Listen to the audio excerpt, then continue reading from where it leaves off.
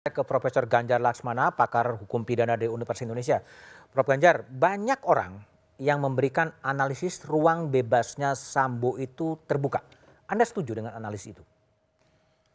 Kalau dibilang ruang untuk bebas terbuka, menurut saya memang masih ada kemungkinan. Masih ada? Masih ada kemungkinan. Di mana kemungkinannya? Jadi begini, kita ini sejauh ini belum bisa memastikan. Oke. Ya. Satu, apakah peristiwa pelecehan seksual itu betul ada. Ya. Kedua, ada atau tidak ada. Ya. Kabar pelecehan seksual itu kapan diterima oleh FS. Oke. Karena ini nanti akan berpengaruh terhadap apa reaksi dan situasi seperti apa yang membuat FS mengambil keputusan untuk melakukan pembunuhan. Ya. Walaupun begini sebetulnya ya, buat saya ada tidak ada pelecehan seksual, pembunuhan ini tetap tidak dibenarkan. Oke. Ya, karena FS tidak melihat sendiri pelecehan seksual kalau memang ada, tapi dia mendengar kabar. Ya, mendengar kabar. Nah ini kalau di dalam hukum pidana kan kita tahu ada yang namanya dasar penghapus pidana. Ya, ada beberapa dasar penghapus pidana.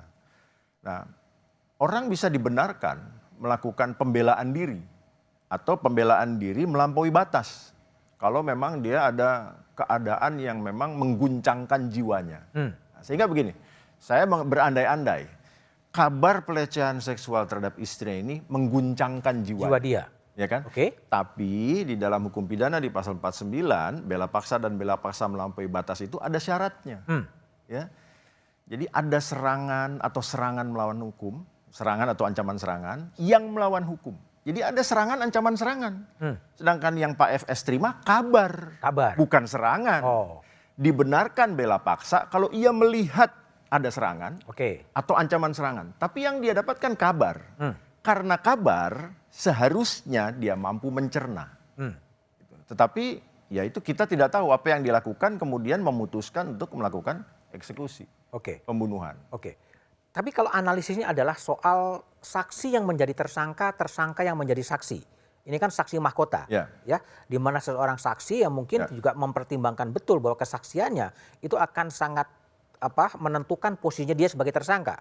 Dan jurisprudensi juga mengatakan Pak Adi Andoyo dalam kasusnya Marsinah pernah kemudian membatalkan dan membebaskan semua tersangka dalam kasusnya Marsinah. Apakah ini juga bisa terjadi dalam kasus Verdi Sambo?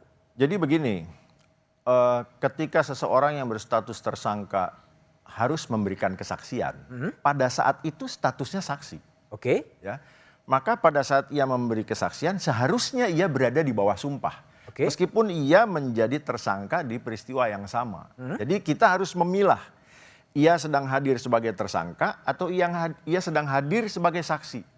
Gitu ya. Sehingga keterangannya seharusnya di bawah sumpah. Kalau keterangannya seharusnya di bawah sumpah, maka ini juga penting bagi jaksa penuntut umum dan hakim terutama ya untuk menggali. Jadi di bawah sumpah atau tidak di bawah sumpah, apalagi kalau di bawah sumpah, jaksa dan hakim ini harus teliti, harus menggali. Ya, karena begini, kalau sebuah peristiwa tidak ada, lalu direkayasa, keterangan dibuat-buat, saya yakin itu kalau didalami pasti ada bolongnya. Sebaliknya, kalau sebuah peristiwa ditutup-tutupi, kalau digali pasti terbongkar.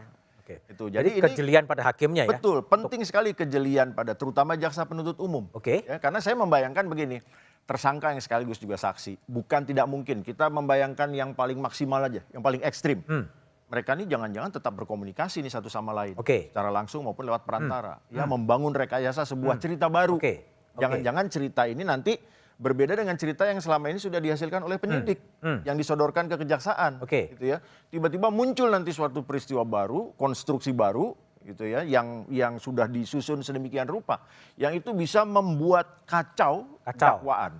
Nah, tapi balik lagi saya bilang, maka kejelian jaksa penuntut umum dan hakim diperlukan untuk menggali itu semua.